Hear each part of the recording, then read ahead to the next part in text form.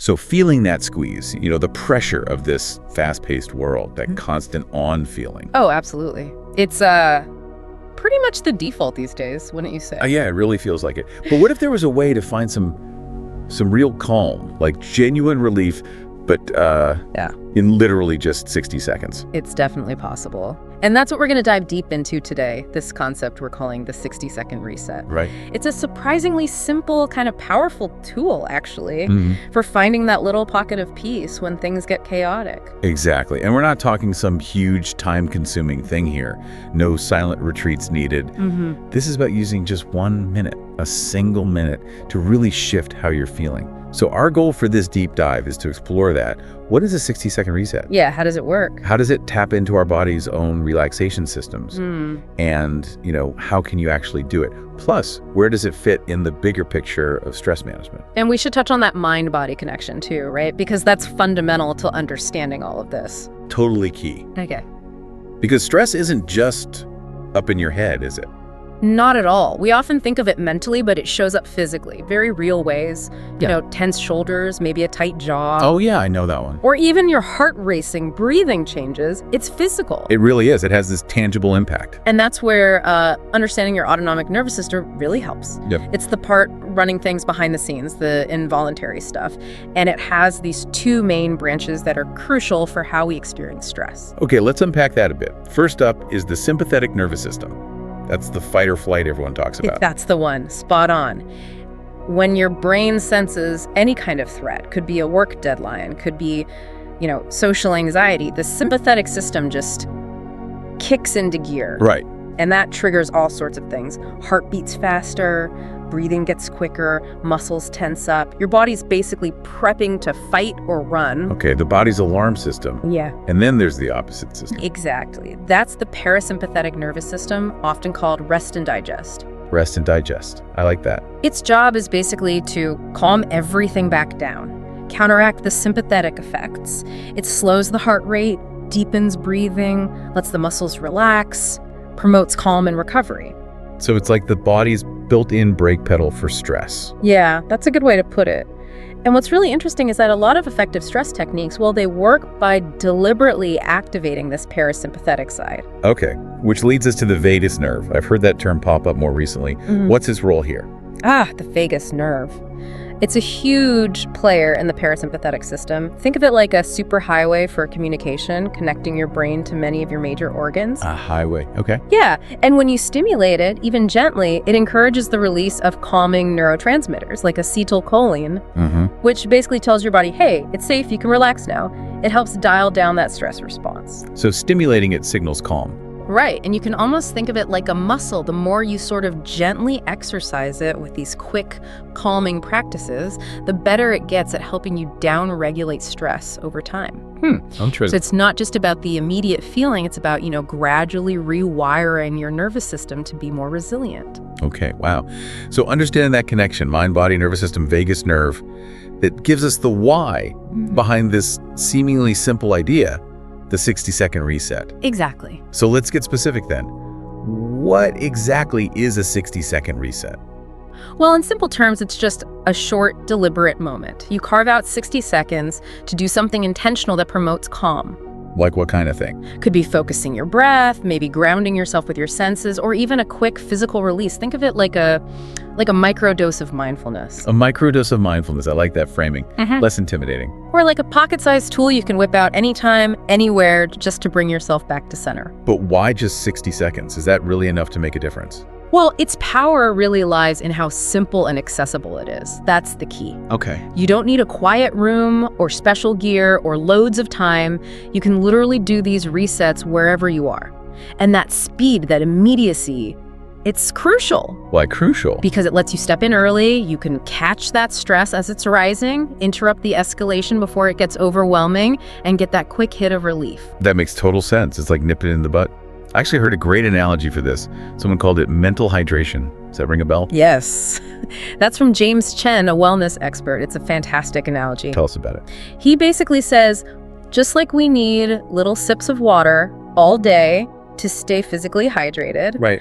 We need these little moments of calm, these mental sips to keep our mental well-being topped up. Yeah. They stop us from getting totally depleted by everything that's thrown at us. Mental sips, that's so relatable. So these quick 1-minute breaks offer some real advantages in our crazy modern lives then. Oh, huge advantages. Think about it. Speed relief in a minute. Discretion, you can often do them without anyone noticing. Portability, the tool is always with you, right? And maybe the biggest one, proactivity. You can use them to manage stress before it blows up. Okay, I'm sold. This sounds incredibly practical. So, the big question, how do we actually do a 60-second reset? Let's get into some actual techniques people can try right now. Okay, let's start with a classic. Focused deep breathing. The foundation. Exactly. For good reason. It directly nudges that vagus nerve and encourages the shift into rest and digest. And we're talking diaphragmatic breathing here, belly breathing. So not those shallow little chest breaths we do when we're stressed. Precisely the opposite. So find a comfortable spot, sit or stand, doesn't matter. Then breathe in slowly and deeply through your nose. Count to 4. Focus on your belly expanding outwards, like filling a balloon. Okay, belly out. Hold that breath gently for another count of 4. Then breathe out slowly through your mouth, maybe for a count of 6, or even 8 if you can. Feel your belly drawing back in. Got it. Just repeat that cycle in for 4, hold for 4, out for 6 or 8 for about 60 seconds. It's surprisingly powerful. Very similar to box breathing, actually, especially if you add a little pause after the exhale, too. That sounds doable. Okay, what's another technique for our instant toolkit? All right, another great one is a mini progressive muscle scan and release. Okay, progressive muscle relaxation. I've heard of that, but mini. Yeah, this is like the express version. It focuses on quickly finding and releasing tension in those common spots where we tend to hold stress. How do you do a whole body scan and release in just a minute, though? Good point. You're not doing the whole body, just hitting the key hot spots. Okay. So start by just quickly checking in with your body where it feels tight. Then focus on your shoulders.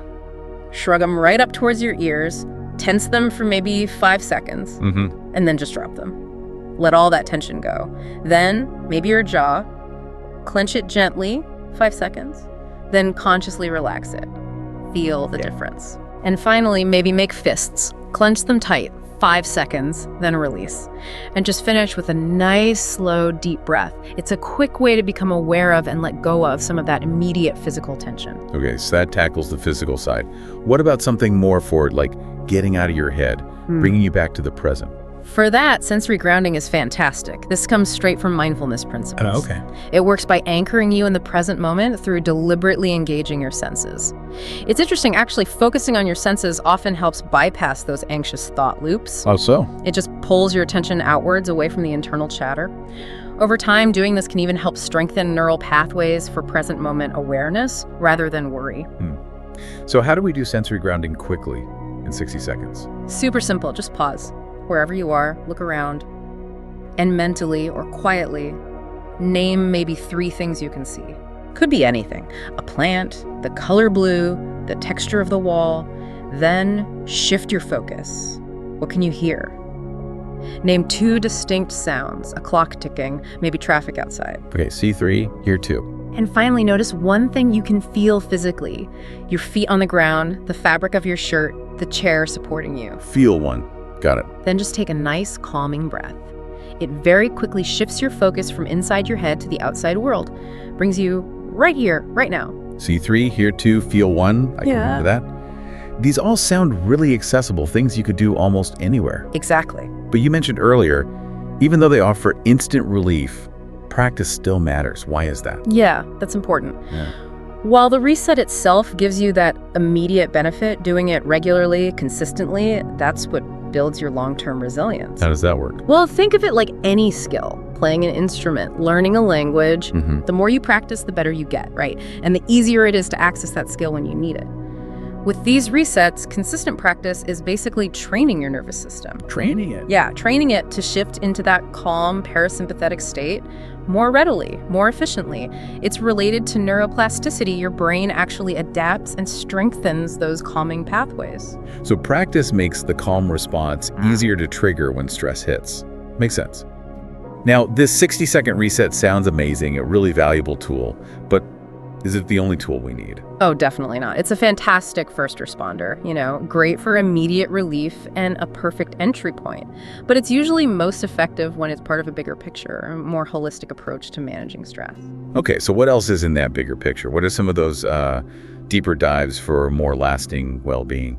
Well, building on that mini muscle scan we talked about, Right. There's the full progressive muscle relaxation, PMR. That involves systematically tensing and then releasing all the major muscle groups. Takes longer, obviously, but it's incredibly powerful for really noticing tension and promoting deep release physically and mentally. Okay, a more thorough version of the quick one. What else? Then you've got things like acupressure that's rooted in traditional Chinese medicine. Right. It involves applying gentle pressure to specific points on the body.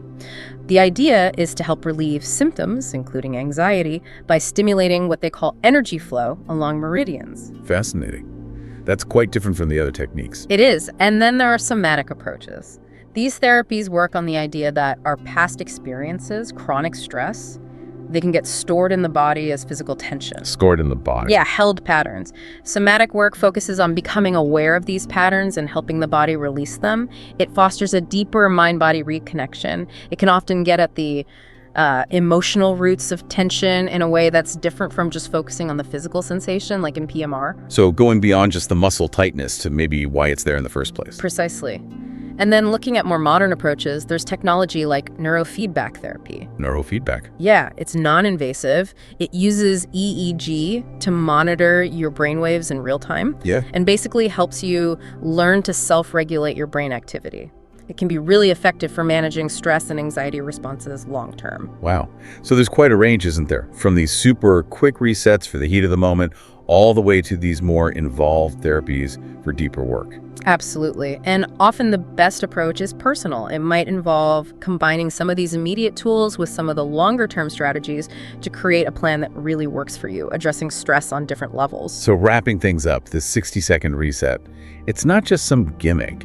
It's a real, tangible way to leverage our own body's ability to find calm, even when life feels totally demanding. That's it, exactly. It's an empowering little tool.